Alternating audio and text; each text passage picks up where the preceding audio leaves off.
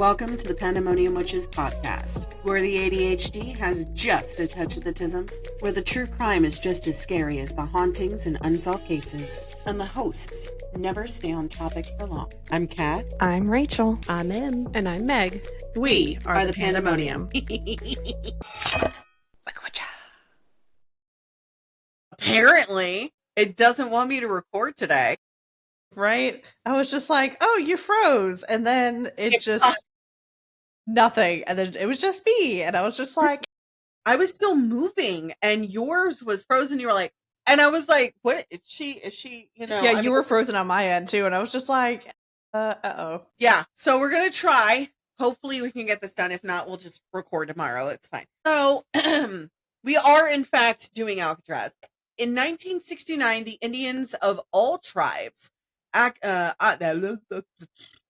occupied the island for 19 months in the name of freedom and Native American civil rights. There were a lot of people who stayed there that ended up getting asbestos poisonings, but that's a different episode. We can talk about that later because that would be considered a true crime episode all on its own. So we're just going to go into the history of everything. So today we're talking about Alcatraz's complex history, natural beauty, and of course its hauntings. There are quite a lot. And my personal experiences involved next to the docks, near the docks, and in solitary confinement. So we'll talk about that. Oh yeah, it's a thing. Alcatraz features historic gardens, tide pools, nesting bird habitats, and there are a few endangered species out there as well. Stunning views and compelling new exhibits that address both environmental and social issues. So the first European to document the island of San Francisco Bay was a Spanish naval officer, of course it was, named Juan Manuel de Alia. During the Spanish rule of California, he charted San Francisco Bay in 1775. He named today's Yerba Buena Island La Isla de los Alcatrazes, which translates to the island of the gannets, but it's commonly believed that they translated to the island of the pelicans because the Spanish word for pelican is pelicano. And the archaic Spanish for Alcatraz is pelican. So no gannets are native to the Pacific coast. They're native on a different area. Yerba Buena Island was labeled on the chart in 1775. The name was later applied. What the fuck did my computer just do? I moved my mouse and a whole thing just popped up and then I don't know. I have a lot of windows on in the background. Let me just tell you, I have too many tabs running and there's music going somewhere. I don't know. Anyways, it's like my brain. So the name was later applied to the rock, now known as Alcatraz Island, by Captain Frederick Beechey. Everybody knows about Frederick Beechey out in California. He's done a lot for ships out there.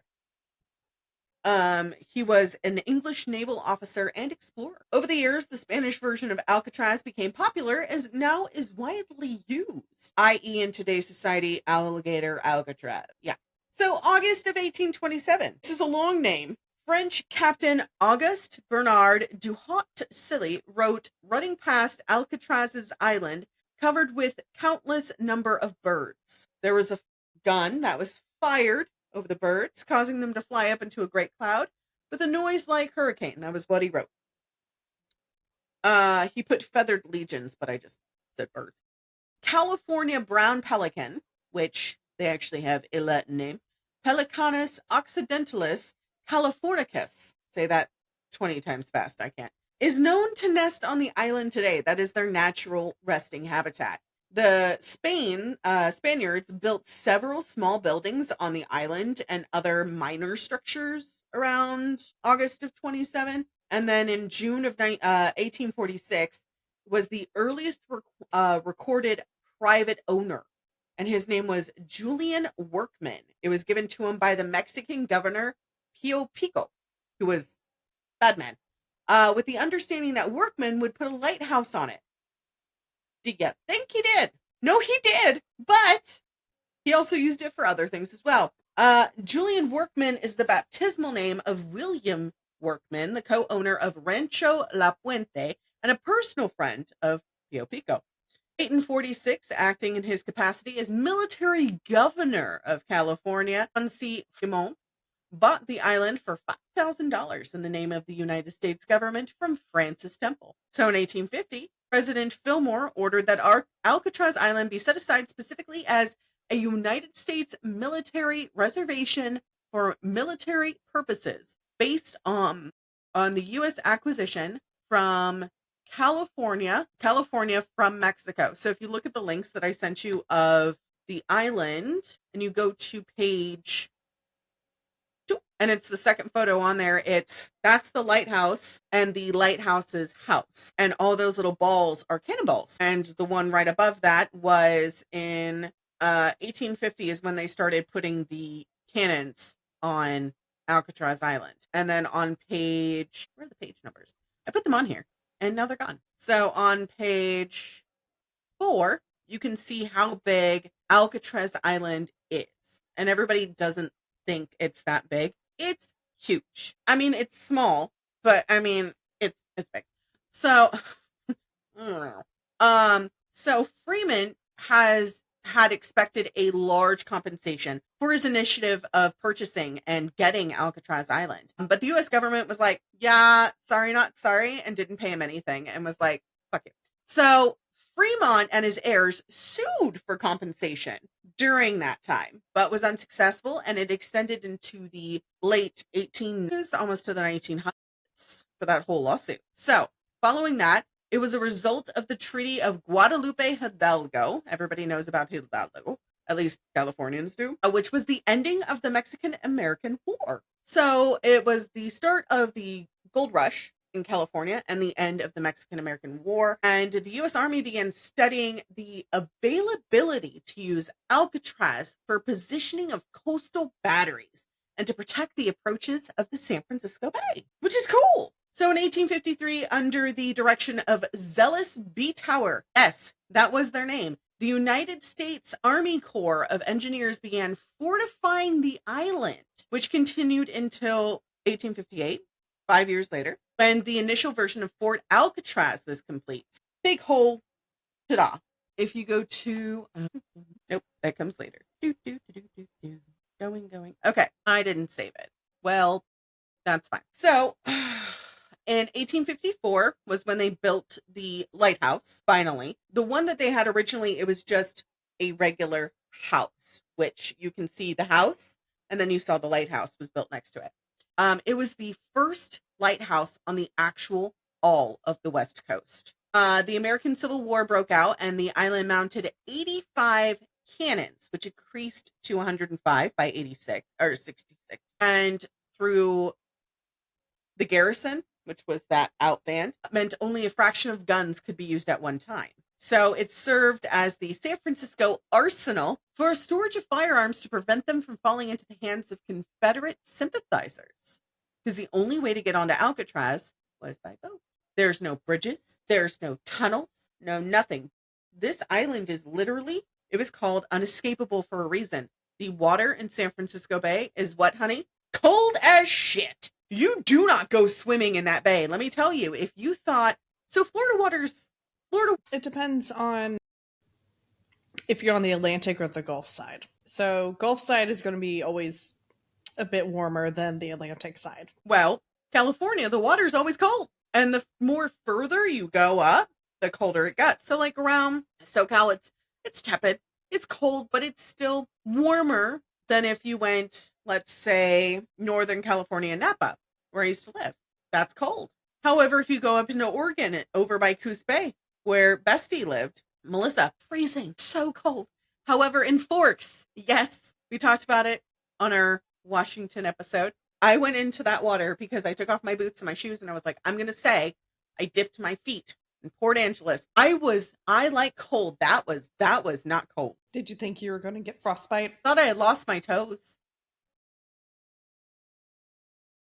Goodbye. Yeah. Please. Yeah, that's how it felt when I would stick my feet into the water at Margate. Very cold. Well, the island itself was built as a heavily fortified military site, and it was the Triangle of Defense, or part of it anyways. So Fair Point and Lime Point, but Lime Point was never built. So during the war, Fort Alcatraz was also used to imprison Confederate sympathizers and privateers on the West Coast, but The guns were never fired at an enemy. So they had all these cannons, never used. So because it was very much a need it and not have it, then have it and not have it and need it. this is why, like, I prepare for all scenarios. Like when we were getting married, not me and Rachel. No, she's bestie sister. No, I'll never marry you. I love you, but no. When we were planning Josh and I's wedding, I planned for any possible scenario, and I went no contact with my brother right before the wedding.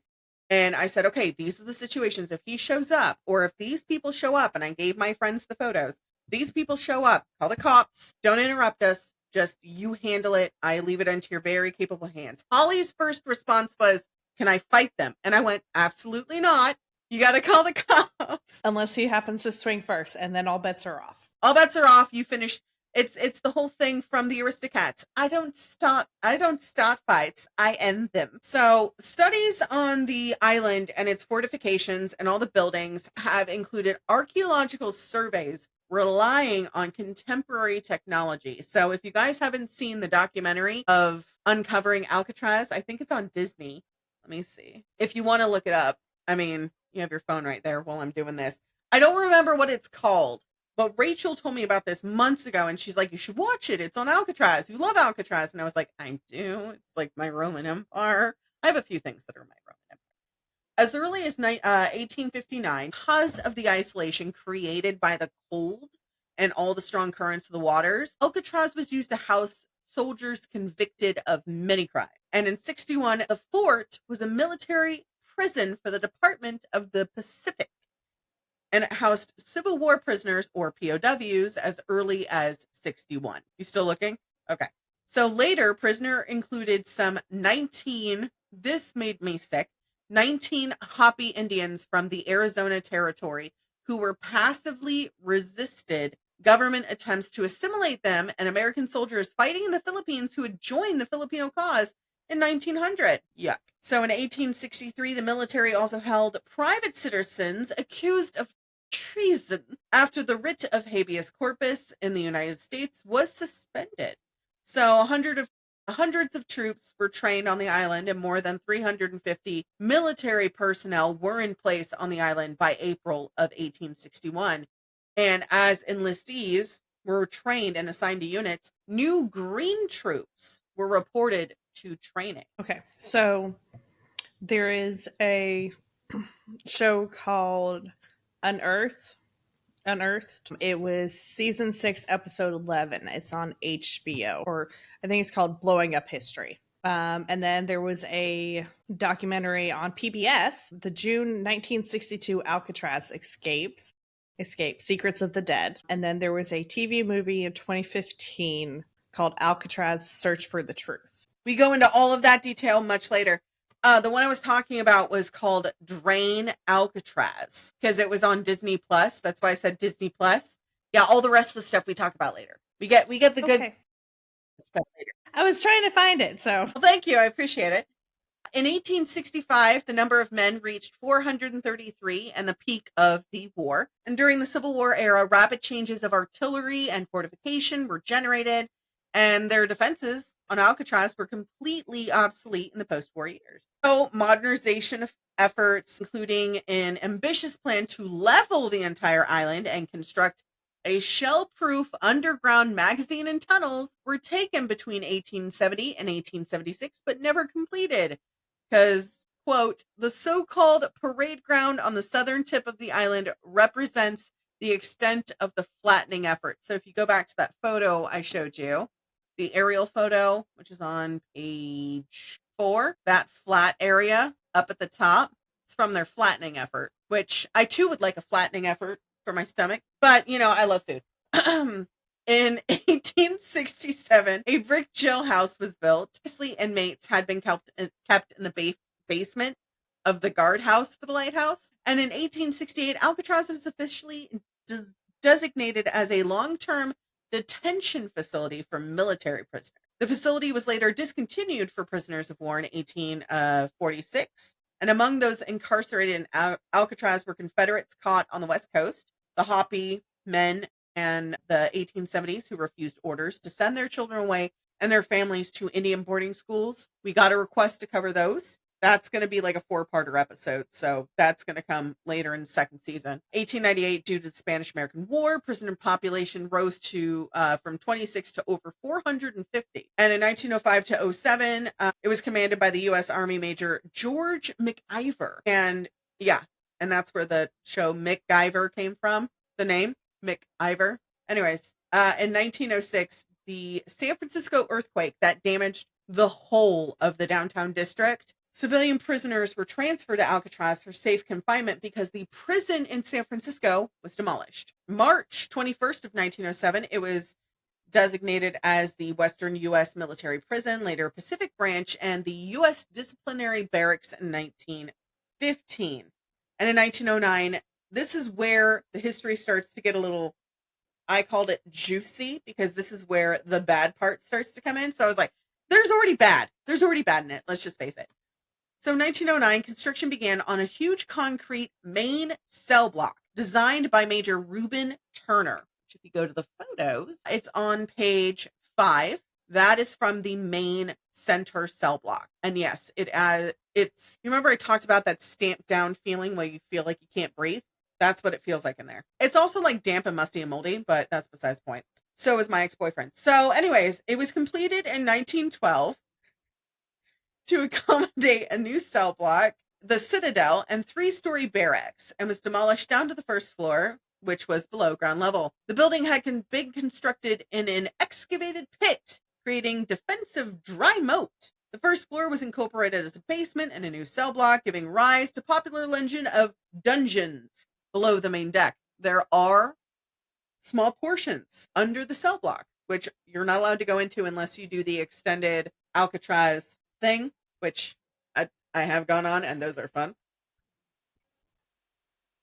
10 and 10 would recommend if you were not a medium. During World War I, the prison was used to hold conscientious objectors, including Philip Grosser, who wrote a pamphlet entitled Uncle Sam's Devil's Island about his experiences on Alcatraz. And in October 12th of 1933, the U.S. disciplinary barracks on Alcatraz was acquired by the United States Department of Justice, and the island was designed as a federal state penitentiary in August of 1934. So it was designed to hold prisoners who continuously cause trouble at other federal prisons, i.e. Al Capone. And in 1934, it was converted into the federal penitentiary, Alcatraz Federal Penitentiary. 5. Okay, so I numbered all of the pictures. Oh, back. Okay, so if you go on to page 6, that is the outfit of the inmates at Alcatraz. In 9:40 of the morning of August 11th, 1934, the first batch of 137 prisoners arrived at Alcatraz, arriving by railroad from the United States Penitentiary in Leavenworth, Kansas, to Santa Benicia, California.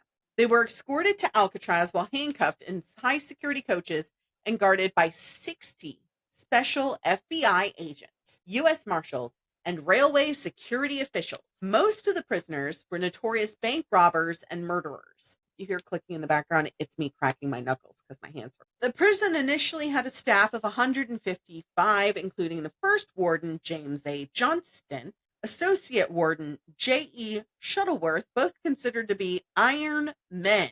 The staff was highly trained in security, but not rehab.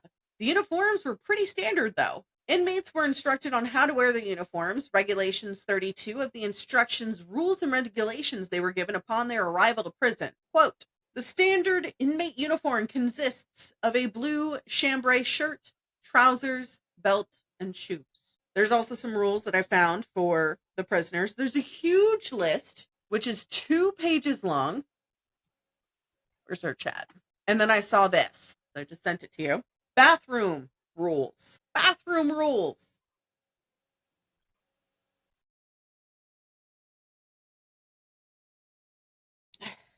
I just burped, and that was very unladylike and disgusting, and you didn't need to hear it. Bathing and laundry exchange are scheduled for mainline bath inmates every Tuesday afternoon and Saturday morning. Items of clothing will be exchanged as follows. Tuesday, 1 handkerchief, 3 pairs of socks, 1 face towel, 1 sheet, 1 pillowcase, 1 light undershirt, 1 shorts or drawers. So like underwear, for your cojones. And Saturday, 1 handkerchief, 3 pairs of socks, 1 face towel, 1 black and white pants, 1 blue shirt, 1 light undershirt, 1 shorts of drawers, which sounds pretty standard.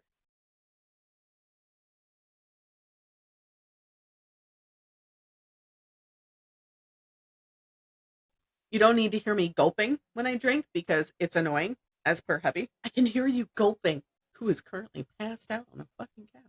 When you go to the bathroom, you will display all items of soiled clothing before an inspecting officer.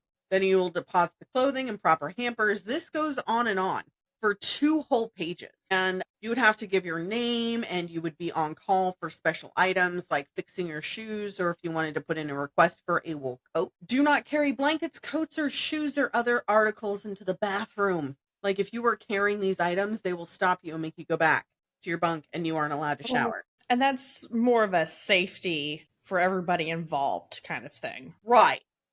Yeah, no, totally get it. But still, who would want to carry a blanket to the bathroom? Because they're hiding something. Okay, that's fair. So I know you probably want to know about the famous prisoners. Okay. So during the 29 years of its use, it had some of the most notorious criminals in history, which I was super excited to read about. Because Capone helped with pasteurization of milk. I knew that just because, curiosity. All right.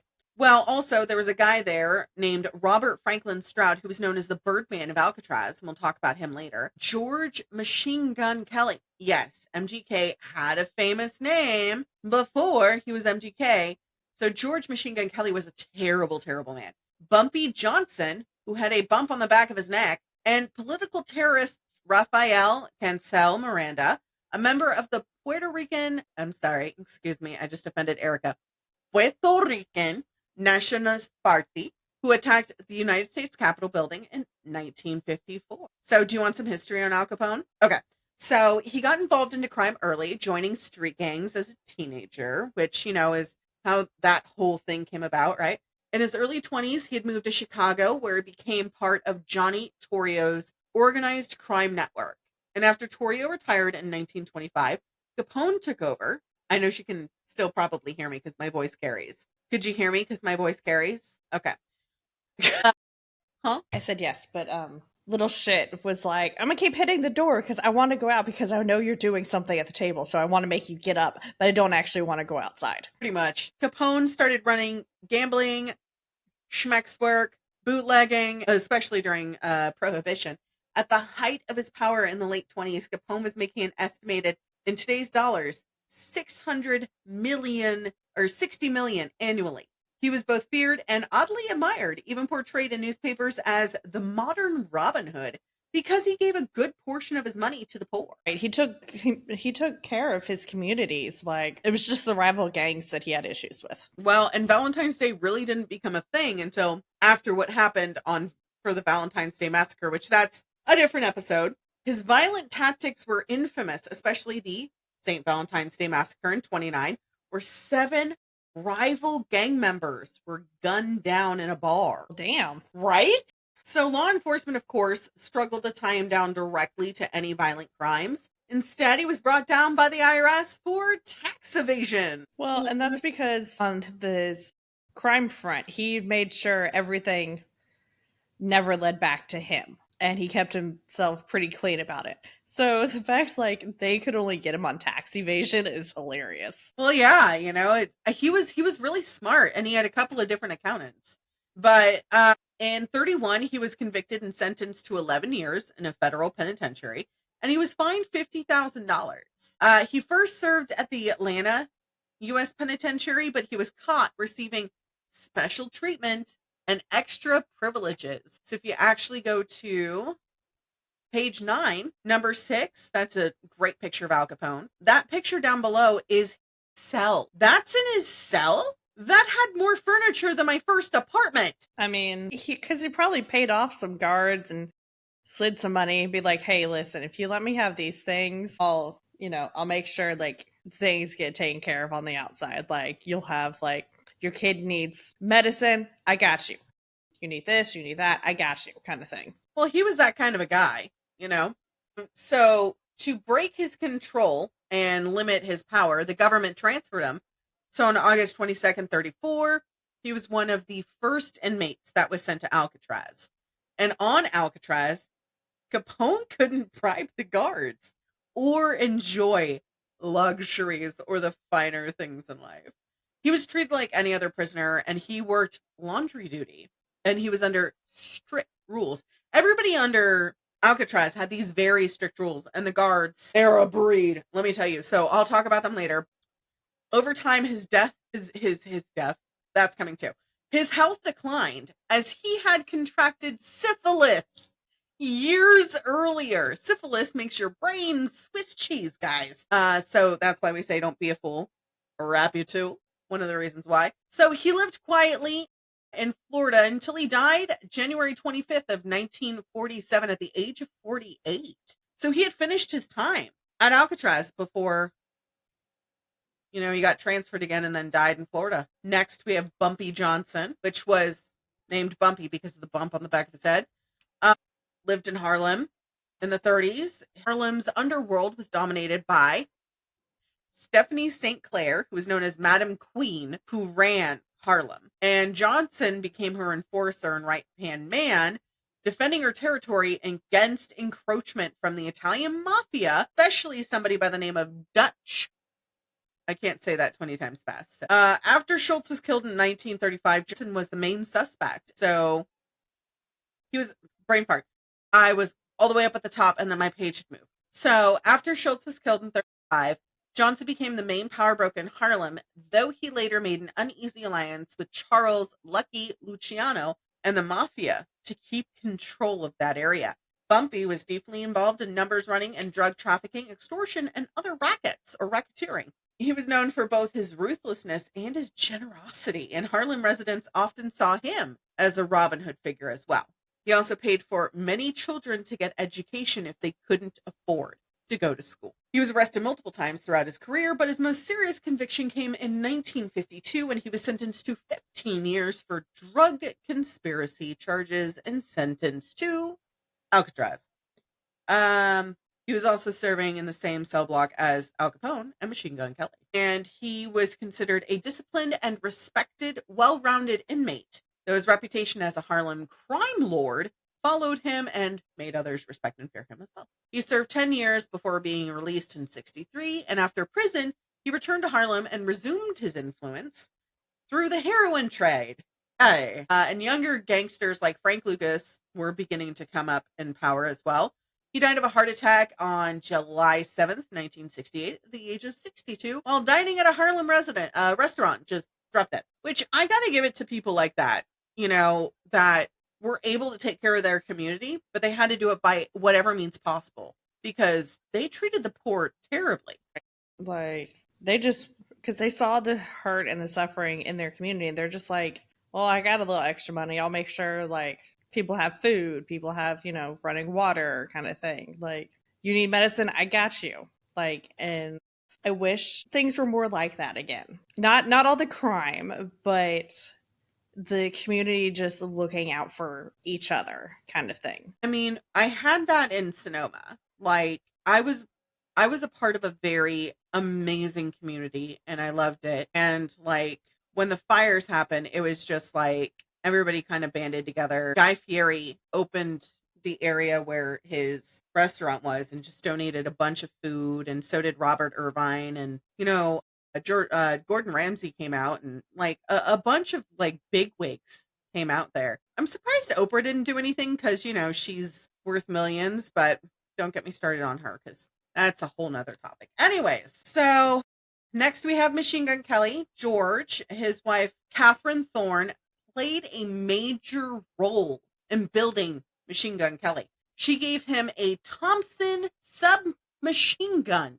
named a Tommy gun as a gift and encouraged him to pose as a ruthless criminal. Ironically, there's little evidence that he ever used a gun in any crime that he committed, but the nickname stuck as Machine Gun Kelly. In July of 1933, Kelly and a small gang kidnapped oil tycoon Charles F. Urschel in Oklahoma City, and Urschel was released and unharmed after a $200,000 ransom was paid.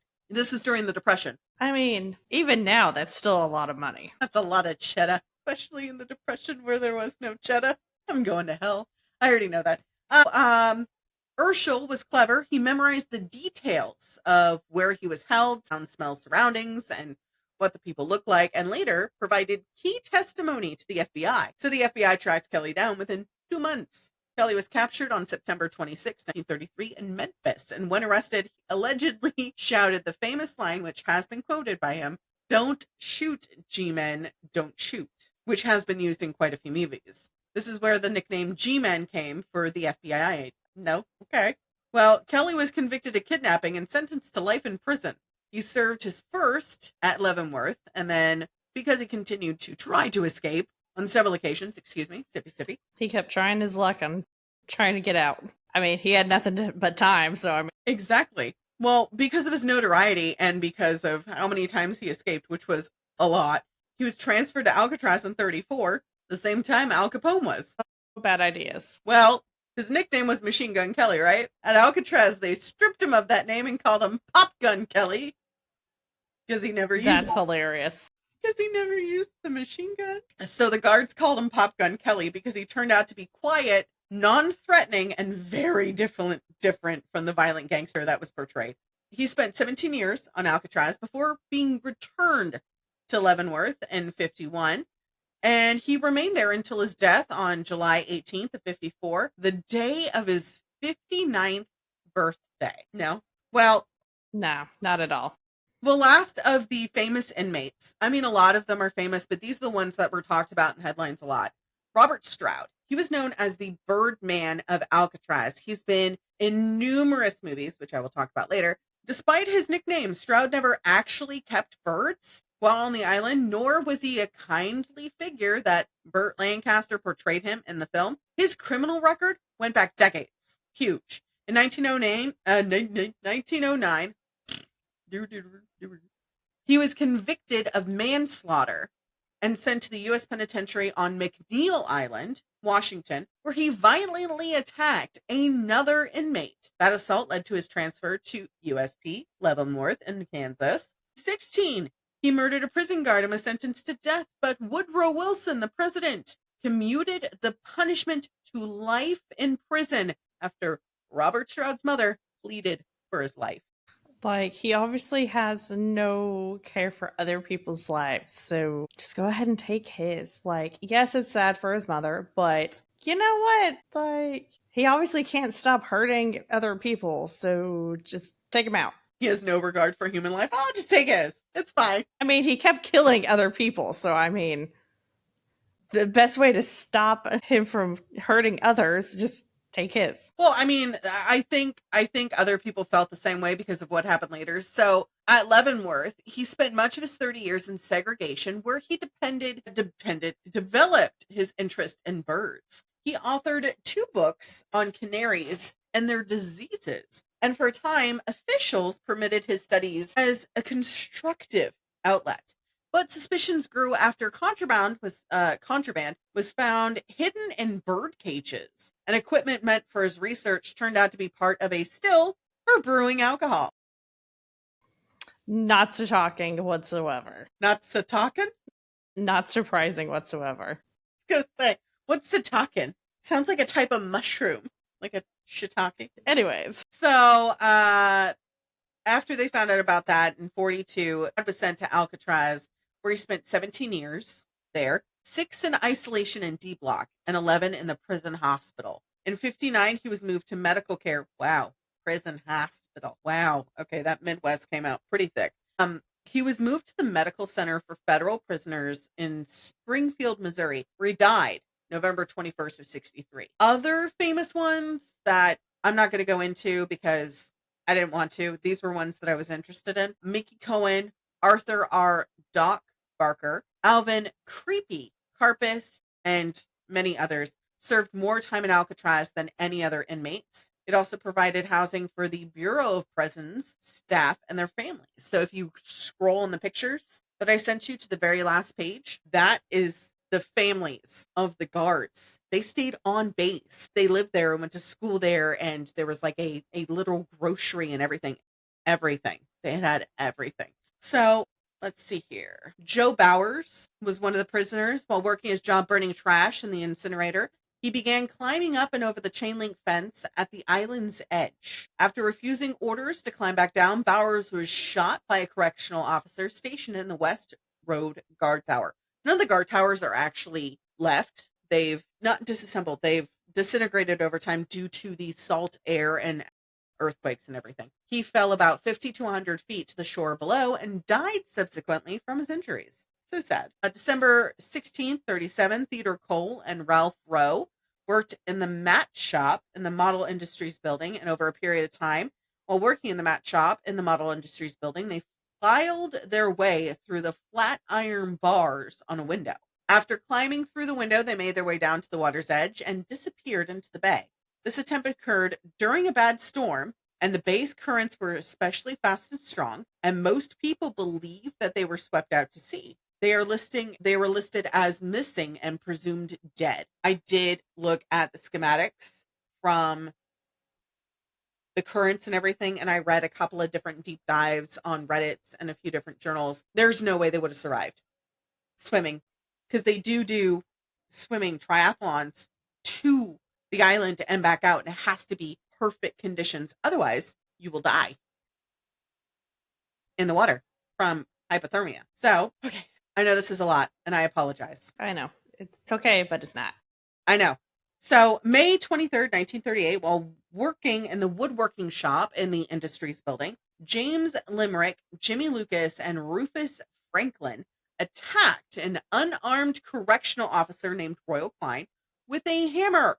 Klein subsequently died from his injuries, and the three then climbed to the roof in an attempt to disarm the correctional officer on the roof tower. The officer, Harold Stites, shot Limerick and Franklin, and Limerick died from his injuries, and Lucas and Franklin received life sentences for Klein's murder. So they tried to escape. All of these inmates tried to escape several times. Like I said, they had nothing but time to make plots. Exactly. So January 13th, 1939, Doc, talked about him earlier, Arthur Barker, Dale Stamphill, William Martin, Henry Young, and Rufus McCain escaped from the isolation unit in the cell house by sawing through the flat iron bars and bending tool-proof bars on a window.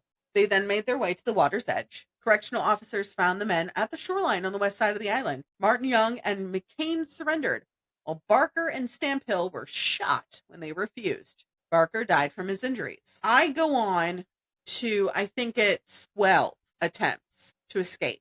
I'm going to just cut all those out. That saves us like 4 pages. Thanks. You're welcome. July 31st, 1945, one of the most ingenious attempts, I have to agree. John Giles was able to take advantage of his job working at the loading dock where he unloaded an army laundry sent to the island to be cleaned. Over time, he stole an entire army uniform, little bits at a time, tiny little bits. Dressed in the uniform, Giles calmly walked aboard the army launch to what he thought was freedom. He was discovered missing almost immediately because they do checks every 10 minutes. Unfortunately for Giles, the launch was headed for Angel Island, not San Francisco, as Giles had thought. As Giles set foot on Angel Island, he was met by correctional officers who returned him straight to Alcatraz. There was a riot there known as the Battle of Alcatraz. 6 inmates were able to overpower the jailhouse officers and gain access to weapons and jailhouse keys. Their plan fell apart when they found out that they did not have a key to unlock the recreation yard door. Shortly thereafter, prisoners officials found out, but instead of giving up, they decided to fight. And eventually a few of them returned to their cells, but not before officers were taken hostage and some were shot at point blank range. Again, not going into detail on any of these. A lot of them received life sentences, but let's see here. Okay, so I skipped 4 big pages. Contrary to popular belief, it was possible to escape and swim all the way to shore. However, during its 29 years of operation, the penitentiary claimed that no prisoners successfully escaped. That is wrong. 3, and they've never been found. Right. But they didn't want to advertise that because it ruins their look. Yes. 36 prisoners made 14 escape attempts. 2 men trying twice. 23 were caught alive. 6 were shot and killed. 2 drowned. and 5 were listed as missing and presumed dead, including the 2 I listed earlier, which means we have 3. The most famous and intricate escape was carried out on June 11th, 1962 by Frank Morris, John Anglin, and Clarence Anglin, which were brothers. And if you go to page 14. Now, one of the Anglin brothers, if you look at the middle one, he looks like a movie star. Can't remember his name. One of our listeners hears this and wants to comment. Please tell me, because he looks like somebody I know that I've seen in a movie. Are you ready to hear about that? Okay. So today we're going to be diving deeper and discussing its haunted history in full, but we're talking about the most notorious escape in history. So Frank Morris was born September 1st, 1926, born in Washington, D.C., orphaned at age 11, spent the rest of his childhood in foster homes, convicted his first criminal offense at 13. By his late teens, he had been arrested for crimes ranging from narcotics possession to armed robbery, spent most of his early years in jail, serving lunch to prisoners. Later, he was arrested for grand larceny in Miami Beach, for theft and armed robbery. First reportedly ranked the top 2% of the general population in intelligence and measured his IQ of tested 133. He served in Florida and Georgia and then escaped from Louisiana State Penitentiary while serving 10 years for bank robbery. He was recaptured a year later while committing burglary and sent to Alcatraz January 20th of 1960 as inmate number AZ1441. John William Anglin, born May 2nd, 1930. They're Tauruses. The brothers are Tauruses. I forgot about that. Son of a bitch. So Clarence Anglin, born May 11th, 1931. That's my cousin's birthday. These 2 brothers were born into a family of 14 children in Donaldsonville, Georgia. Their parents, George Robert Anglin and Rachel Van Miller Anglin, were seasonal farm workers. In the early 40s, they moved their family to Ruskin, Florida, 20 miles south of Tampa, where the truck farms and tomato fields provided more reasonable income for them. Each June, they migrated north to Michigan to pick cherries. Clarence and John were reportedly inseparable, and they became skilled swimmers and amazed their siblings by swimming in frigid waters of Lake Michigan. Don't do it. Don't do it. Clarence was first caught breaking into a service station when he was 14 years old. The brothers began robbing banks and other establishments as a team in the early 50s, usually targeting businesses that were closed to ensure nobody got injured. They claim that they used a weapon only once during a bank heist, a toy gun. On January 17th, 1958, brothers John Clarence and Alfred Anglin robbed the Bank of Columbia in Columbia, Alabama. They received 35-year sentences, of which they served at Florida State Prison, Leavenworth Federal Penitentiary, and then Atlanta Penitentiary. After repeated attempts to escape from the Atlanta facility, John and Clarence were transferred to Alcatraz. John arrived on October 24th, 1960 as AZ1476, and Clarence arrived January 16th, 1961 is AZ1485. So they did have a friend who did try to help them escape. His name was Alan West, who was born on March 25th, 1929. He was born in New York City, New York. He was arrested over 20 times throughout his lifetime and imprisoned for car theft in 55 in Atlanta Penitentiary and then in Florida State Prison. You notice a circumvention of where they were all imprisoned? Your state. I can't help that. I know you can't. You weren't born at the time. Exactly. So after an escape attempt from the Florida facility, he became transferred to Alcatraz in 57 at the age of 28 and became AZ1335. He died December 21st, 1978. This escape was made famous by the Clint Eastwood movie, Escape from Alcatraz. My grandpa loved it. He would play it on repeat. Look at that Eastwood. He's so good. He was a very good actor. He was such a good actor. I loved him in, what was that movie? There's a lot. Which one? Where there were, God, he was restoring an old car. Gran Torino. Such a good movie. Right. Frank Morris and the brothers John and Clarence vanished from their cells and were never seen from again. So if you go to the photos, the second page after the brothers, page 16 and 17, you can see what the cells look like. They fit through there. How the fuck they fit? They're small. So, the fourth man, Alan West, believed by some people to be the mastermind, was somehow involved. He was still in his cell the next morning when the escape was discovered, but the others were gone. So the 4 inmates all knew each other from previous incarcerations in Florida and Georgia. When they were assigned to adjacent cells in December of 61, they began formulating an escape plan under the leadership of Frank. So they would pass messages to each other through the cell bars because their cells were right next to each other. So they would just pass it. So over 6 months, they widened the ventilation ducts underneath their sink using disc saw blades found on the prison grounds and metal spoons from the mess hall and an electric drill improvised from the motor of a vacuum cleaner. That's pretty ingenious. So the men concealed their work with painted cardboard and masked the noise with Frank's accordion on top of the ambient din of music hour. Because 1 hour a day, you could play whatever instrument you had. Al Capone had a guitar, a little guitar in his cell. Once the holes were wide enough to pass through them and access the unguarded utility corridor directly behind their cells tier and climb to the vacant top level of the cell block, where they set up a clandestine workshop on the rafters. That's pretty cool. This is going to be a longer episode than I thought, and I apologize. Using over 50 raincoats and deconstructing them and other stolen or donated materials from other inmates, they constructed life preservers based on a design that Frank found in a catalog, March of 62, inside of Popular Mechanics, with the article, quote, "Your life preserver, how will it behave if you need it?" and gave you detailed instructions on how to make a life preserver, which he got from the library. I mean, it's still pretty genius, though. It was, and he found a lot of other ideas in magazines. Resin to make a lampshade in November of 60 issue. Signposts of water safety about channel buoys indicating course and navigation hazards in the water of May 62 issue of Sports Illustrated. They also assembled a 6 by 14 foot rubber raft, the seams carefully stitched by hand and sealed with liquid plastic available in the shops and heat from the nearby steams. So they would actually heat up the plastic and then use the glue and then press it together with the steam. That's really cool. I know. Like, reading all this research, I was like, no freaking way. These guys are so smart. Like, I'm smart, but that's smarter. So paddles were improvised by plywood and some screws. And finally, they climbed a ventilation shaft to the roof, removed the rivets and that were holding a large fan in place and get out that way.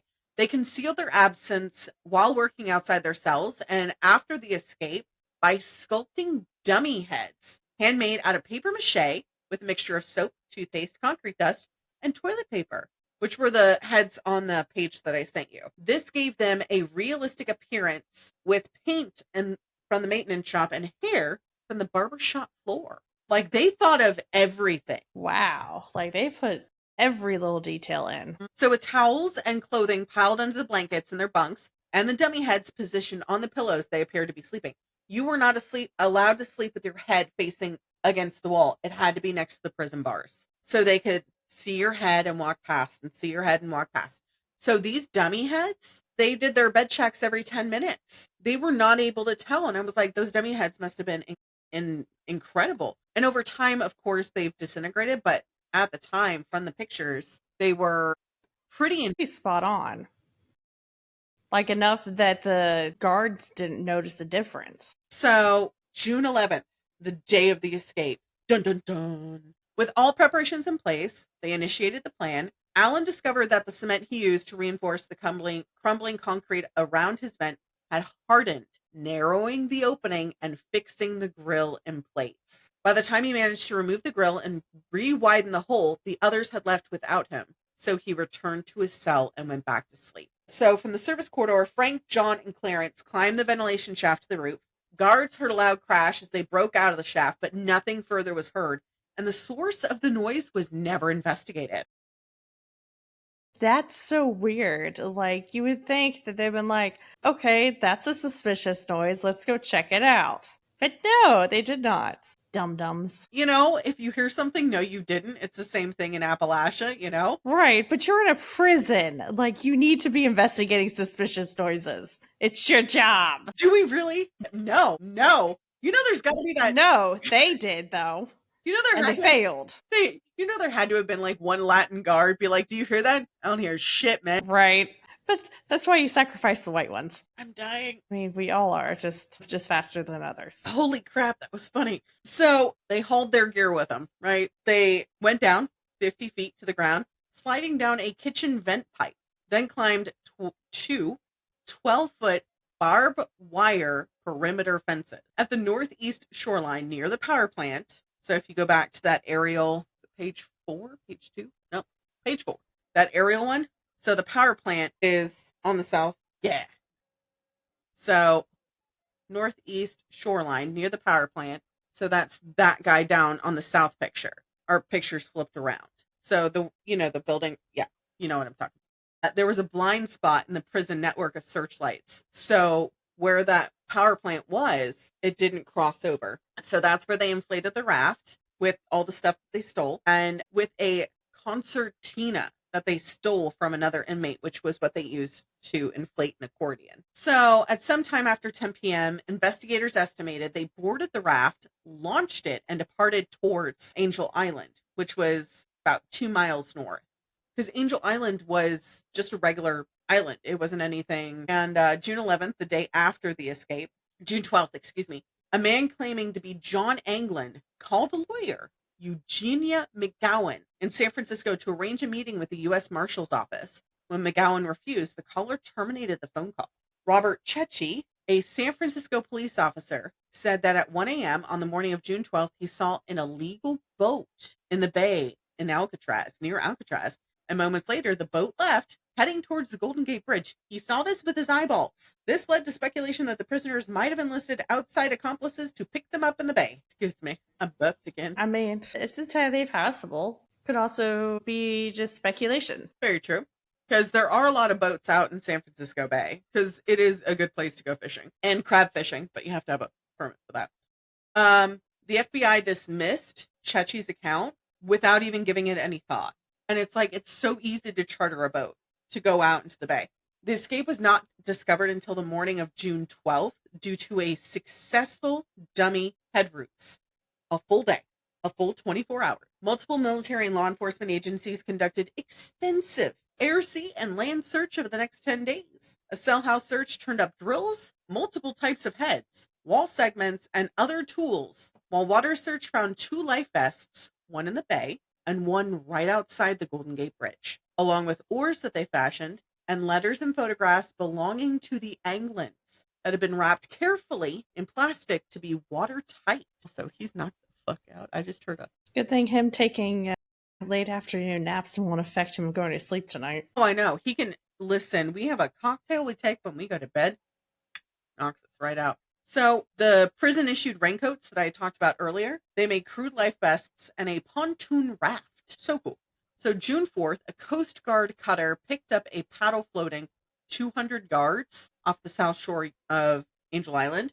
On the same day, workers on another boat found a wallet wrapped in plastic complete with names, addresses, and photos. So that's what they found, right? The 21st, shreds of raincoat material were found on a beach not far from Golden Gate Bridge. The following day, a prison boat picked up a deflated life jacket made from the same material of the boat. According to the FBI, no bodies or physical evidence was ever found. So the FBI agents... Quote, our mother, no body, no crime. No body, no crime. Suspicious. Very suspicious. I can't believe the FBI was like, oh yeah, they must have drowned. Did you check the water? White men are so dumb. Because you know that if a female agent had taken that, they'd been like, that don't add up. So they cited the fact that the individual's person effects were the only belongings they had. The men would have drowned before leaving them behind. No. If they had like minutes before being found by somebody, they would have been like, just leave it, just run.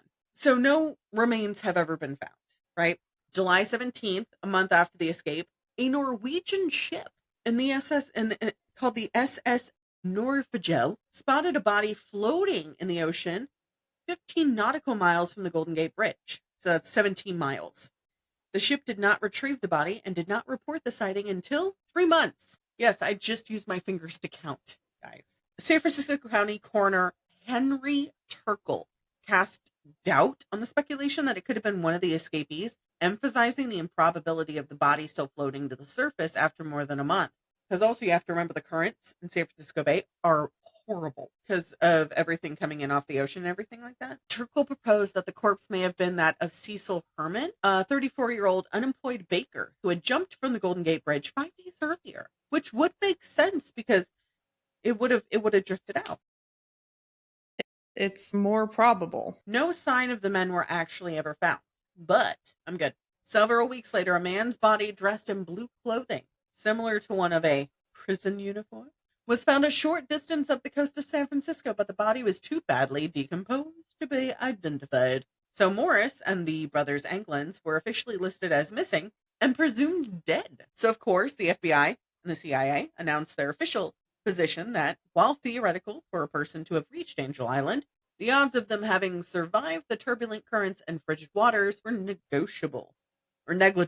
Where did they used to swim? At Lake Michigan. You are indeed correct. I do try to pay attention. When you're not like going through reels, like we listen, we do. We multitask. We multitask. I play Tetris because if I stare at her and I pay attention, I'm not going to actually pay attention. It's going to go in one in ear and one out the other. It's going to be like mental floss from Sabrina. So anyways, according to the FBI report, West said that they had planned to steal clothes in a car upon reaching land, but no such thefts were reported in the immediate area. West was the only conspirator not to participate in the actual escape. He fully cooperated with the investigation and therefore was not charged for his role of the escape. Yeah, somebody's like, I just got corona. And I said, well, you haven't taken a break. It's the universe telling you you need to take a break. So the prisoner West was transferred to McNeil Island, Washington, after Alcatraz was deactivated in 1963, and then back to Atlanta Penitentiary. He served his sentence following 2 other sentences in Georgia and Florida and was released in 1967, only to be arrested again in Florida for the following years on grand larceny charges. He fatally stabbed another inmate in October of 1972, and he was serving multiple sentences, including life imprisonment on the murder conviction when he died of acute peritonitis in 1978. Ooh, it's the Derpy Tiger from K-pop Demon Hunters. Yes, they're making it in a candy. Yes. I love that shop. I follow them on Facebook. Hundreds of leads were called in to the tip lines, and local law enforcement officials over the years, no evidence came from any of it. So in 1979, the FBI officially said, nope, they died. There's no way. The U.S. Marshal Service case remains open and active to this day, and this case has been featured on so many TV shows. Cold Case Files, Unsolved Mysteries. Because it's legit an unsolved mystery. It is. So, of course, tons of theories, tons of, plausible accounts that have been reported by family members and reporters and amateur enthusiasts. December 31st, 1979, they finally closed it. They were like, there's no way. They probably drowned. They cited they found the remnants and that the raft broke up and they probably sank, and that's what happened. So FBI did hand their evidence over to the United States Marshal Service. U.S. Marshals are on some other shit. Let me tell you, they have closed some pretty prominent cases. So I'm like, okay, maybe they did close something. Nope. So the U.S. Deputy Marshal Michael Dyke, that's his name, there's an active warrant, and the Marshal Service does not give up looking for people. 9. Dyke said that he was still receiving leads on a regular basis. The warrant on all of the individual men will expire in 2030, when the missing men would be at least 100 years old. Maybe because they're assuming by this point they're dead. Right. And I would understand so. So here's what we have as far as an update. Family members of the Anglin brothers occasionally received postcards and messages over the years. Most were unsigned, but one was signed Jerry and another was signed Jerry and Joe. That's interesting. The family also produced a Christmas card reportedly received in the family mailbox in 1962 saying, "To Mother from John, Merry Christmas." The trees are still fucking, but it's raining today, and it's the first feeling like the first day of fall. Knock on wood. It is 76 degrees outside. I might actually take out a sweater, and I drank a pumpkin spice latte this morning. Okay. Another of the Anglin's 11 siblings, Robert, also said that sometimes the phone would ring, and all he would hear was breathing on the other end. Robert said, "I suppose all of that could have been pranks, but maybe it was my brothers checking in." And the mothers received flowers anonymously every Mother's Day until the year of her death. That's really sweet. I know.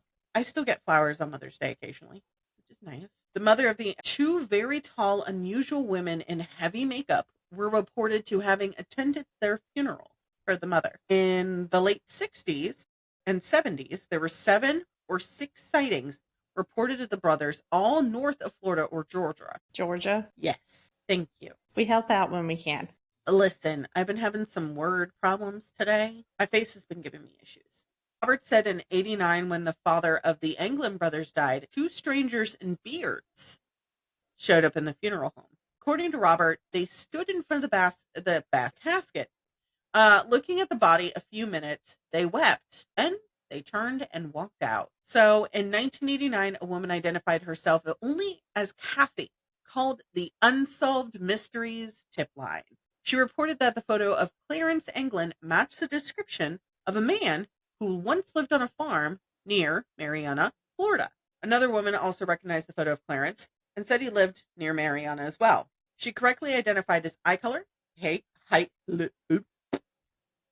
and other physical features. Another witness claimed that Frank Morris bore a striking resemblance to a man she had seen in the same area. So, 93. Starting to get to the end here, guys. I know, I'm so sorry. This is a very long podcast episode, but we are gearing up for October and we're going to be done for the year. So, of course, I had to do big episodes for you guys so you have enough to salivate over until next year.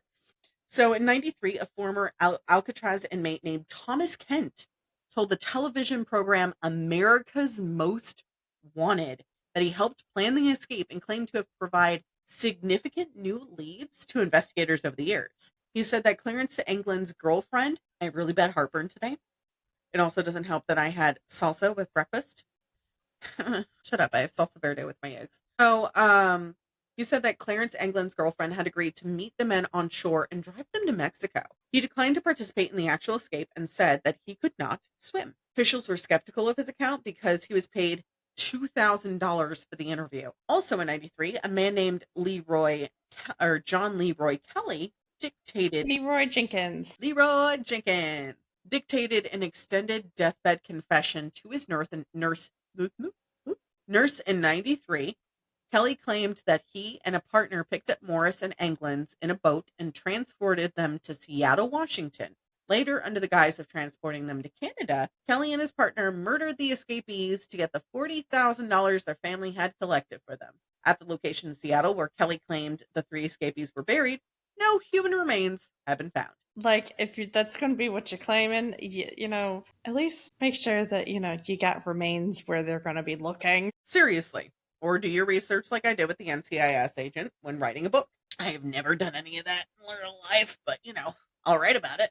So, of course, you know my favorite show, Mythbusters. I met them. They're amazing. They fired a cannon at Ren Fair in San Francisco. It was great. I helped them. Anyways, 2003. They tested the feasibility, recreated the craft, and left Alcatraz, the other island. Jamie and Adam Savage, made landfall on Marin Headlands, the north end of the Golden Gate Bridge. They marked it down that it was entirely possible it could have happened, obviously. So this is where we get to talk to the TV shows. Okay.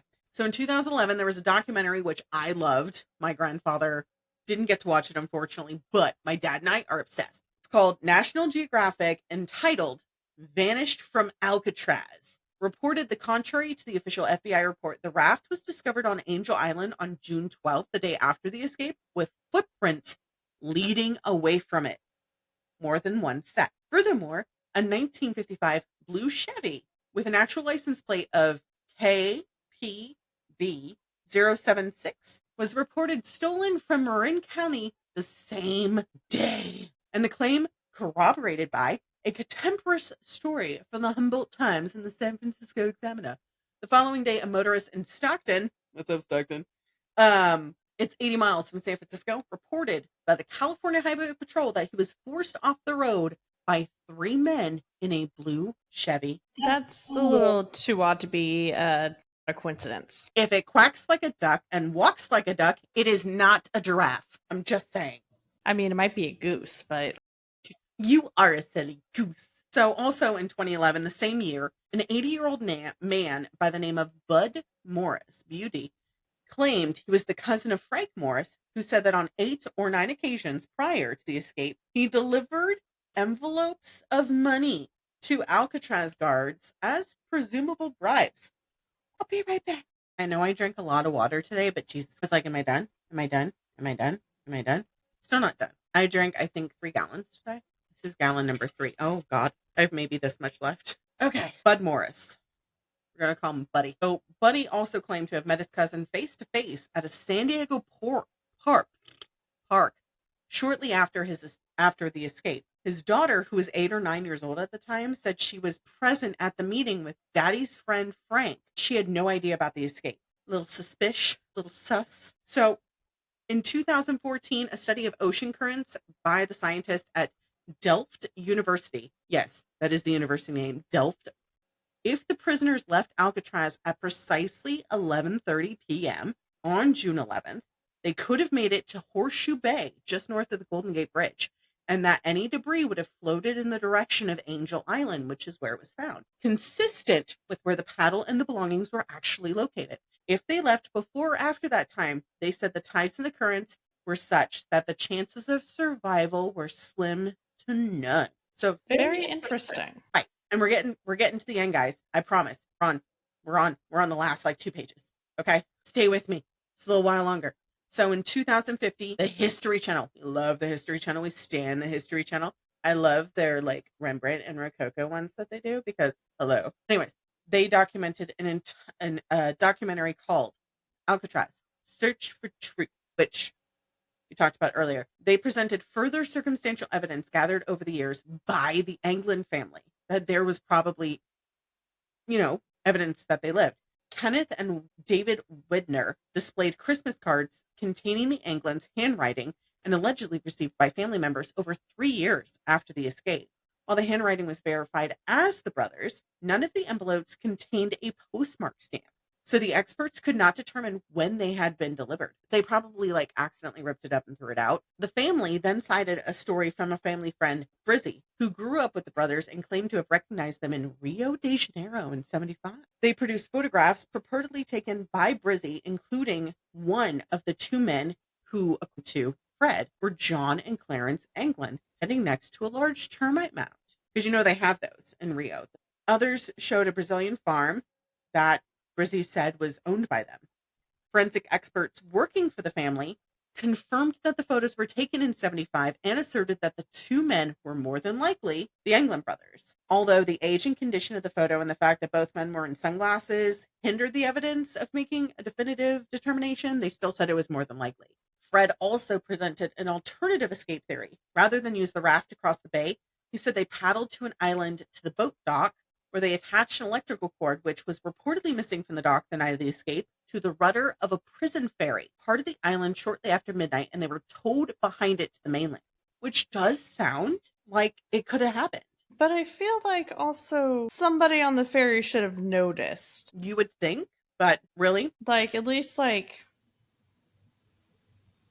captain would be like, we're going a little bit slower than normal, or it's taking a little bit more effort on the engine. So you would think these things, but apparently they just wanted to go home for the night and didn't give a fuck. I think that might have been the case because some of the guards didn't live on the island, So again, the U.S. Marshal Service was contacted. Dyke said the measurements were, I thought I was going to have a coughing fit again. Characteristics of the Anglin brothers didn't fit with the people who were in the photo, but they said they couldn't be sure. So in January of 2020, an Irish creative agency and AI specialists at Indentive used facial recognition techniques to conclude that the men were in fact John and Clarence Anglin. I just said Algen, excuse me. Robert Anglin reportedly told family members before his death in 2010 that he had been in contact with John and Clarence from 1987. That was a big cough. Surviving family members who said that they have heard nothing since Robert lost contact with the brothers announced plans to travel to Brazil to conduct a personal search, but Roderick cautioned them against it, saying they could be arrested by Brazilian authorities because the Alcatraz case still remains open Interpol case.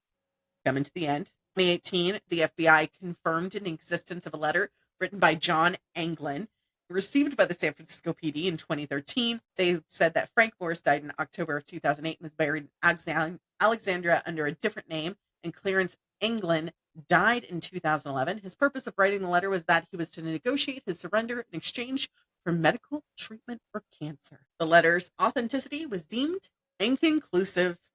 So in 2019, a series of Mission Declassified show, investigative journalist Christoph Putzel corroborated much of the information released by the FBI and other sources, including the raft found on Angel Island. He quoted various reports of a missing blue Chevy, same description of the one stolen after the escape, but in Oklahoma, Indiana, Ohio, South Carolina, and then 3 months after the escape, 3 men matching the escapee's description attempted to acquire residence in the woods. So the ones that I want you to look at are on page 18. One of them looks like the dad from NCIS, Gibbs's dad. I was like, whoa. Right. So in 2022, age progressed drawings of the missing men were released by the Marshalls, which are those photos. And it was put on the most wanted website. Bingham University archaeologist Timothy Smet and colleagues located historical remains beneath the former recreation yard on Alcatraz in 2019 using GPR, or ground penetrating radar, and georectifications. Smet and his colleagues discovered structures and a bomb-proof earthquake traverse, along with underlying brick masonry tunnel and ventilation ducts, which I talked about earlier. And they were all in immaculate condition. Archaeologists also found remains of ammunition magazines and tunnels below the penitentiary that was built later. And the last remaining guard tower on Alcatraz is a movie prop for the scenes from Sean Connery and Nick Cage, The Rock. So we didn't talk about one thing that this island had. We talked about the escape. We talked about the convicts. We didn't talk about the guards. So the correctional officers were responsible for maintaining security, of course. Whatever. Anyways, they lived on the island with their families and were faced dangers more than most people. They had to get extensive training, conflict resolution, strict chain of command procedures, and the living areas for the families were completely fenced off to prevent any contact with inmates. And children were warned not to discuss their home or their father's jobs if they ever did face an inmate. Some kids grew up on Alcatraz. There is a woman, I got this information from the website, Jolene Babiak, whose father was a correction officer, grew up on Alcatraz Island. She chronicled her life. She made a book called Eyewitness on Alcatraz, Life on the Rock as Told by the Guards. That's so cool. Despite the harsh environment, families on the island developed a community with amenities like a bowling alley and a convenience store. But the officers received training in areas like self-defense, marksmanship, and bureau policies. Guards were put into 3 shifts: yellow for day, red for night, and green in the morning, with different stations manned for varying lengths of time. The cell houses featured a gun gallery with armed staff overseeing interactions between inmates and guards. Guards worked, of course, in a dangerous environment, and it was a delicate balance of having to be firm but being friendly, but not overly friendly. So there were some deaths, obviously. 2 prisons officers by the name of William Miller and Harold Stites, which we talked about earlier. And then 3 inmates were also killed during an incident. 14 other officers and 1 were uninvolved convict were also injured, but that's why it's haunted. So you can visit it. You have to buy a tourist pass, or you have to get permission from the state to go overnight. You cannot go there after dark unless you have a night tour ticket or you get permission from the state. Dr. Sister just commented and said, "LOL, yes, it's me, listening on my way to work." Hence why I was covering my mouth, because I was laughing. Legit. Me and Rachel recording right now. Laughy emoji. Okay, so they have quite a few things on display. I'm not going to go into it because we're already at like over an hour and a half. So we're going to go into the paranormal shit because that stuff I experienced and I wanted off that island. So one of them was for a fashion show. I did not stay. I stayed for a little bit and then I went home because it was after dark. Okay. The other one, I went just to go visit during the day and it was fine. And then we got to D block, which was solitary confinement. And I took off the headphones because we were doing the self-guided tour. I took off the headphones and you can hear the just random droppings. There's nobody else in the area. Nobody else was there. It was me and 5 other people. And just something dropping. And I asked one of the guides, because there's still a person with us because we can't be left alone. And I was like, "Hey, do you hear that?" And she goes, "No, but people often hear the previous prisoners who did die here drop buttons because they used to play Find It while in solitary confinement. They would take a button off their shirt and search for it in the dark." So Al Capone is one of the most active spirits on Alcatraz. He spent most of his time in cell block C and the prison hospital as he had syphilis. dirty bastard. And towards the end, he was allowed to play the banjos in the showers. The inmates didn't want to hear him practice in the main cell house. Guards and visitors have claimed to hear faint banjo music playing coming from the shower room. Some psychics visiting Alcatraz have said they felt Capone's presence lingering near the showers in the hospital wing. Can confirm. Machine Gun Kelly does not have a famous haunting tied to him. However, there are cold spots where Kelly's area was. They hear him whisper, "Don't shoot." He's more of a background ghost than anything. The dog is doing something stupid, I'm assuming. I just got a what the fuck message. Dog doing shit. Yeah, he wanted outside. I told him, we're going to fight. He's too cute not to fight. Come on. Or he's too cute to fight. But, Bumpy Johnson has been linked to sightings seen with Machine Gun Kelly or Capone. He's one of an imprint that's there. But there's general hauntings. You can hear men arguing, chains clanking, footsteps in the corridors. You can also hear feet shuffling. Also, Cell Block D, which I already talked about, is the most active aside from the hospital wing and the kitchen wing. Chicken wing. Anyways, so the conditions in Alcatraz were brutal, especially in the hole, also known as D Block. Prisoners were stripped down to their underwear, given minimal food and water, no light except for what leaked under a steel door. They were sometimes placed in complete darkness for days at a time, and they would get what's known as time blindness. So you would think it would only be like 5 minutes, but in reality, it was like 10 hours that you were in there. Even after the prison closed in 1963, visitors and guards have reported strange phenomena in D Block. Whispers, empty cells, dropping of items. People can hear men begging for help, weeping, or whispering, "Let me out." The entity in cell 14D is considered the most haunted place in Alcatraz. I did not go anywhere near that, and I'm very grateful I didn't. One inmate claimed he was attacked in the darkness by a creature with glowing red eyes. Guards found him the next day, dead, strangled, and they were unable to explain how he got the marks on his neck. Modern visitors to 14D report feeling overwhelmed, head, sudden nausea, or the sensation of hands grabbing their throat in the dark.